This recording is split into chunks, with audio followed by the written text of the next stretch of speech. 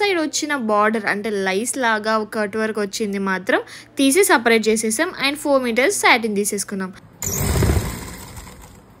నెక్కి వచ్చేసి ఇలా కట్ వర్క్ వచ్చిన బార్డర్ని వేసేసి దాంతోనే మళ్ళీ స్లీవ్స్ కూడా షార్ట్ స్లీవ్స్ పెట్టేసాము అండ్ కింద అంబ్రెల్లా కట్ కాకుండా కుచ్చుల్లాగా లాంగ్ ఫ్రాక్ చేసేసాం. అవుట్పుట్ వచ్చేసి ఎక్కువ హడావిడి లేకుండా సింపుల్గా ఎలిగెంట్గా ఉండాలనుకున్నాం. This is how the dress turn out.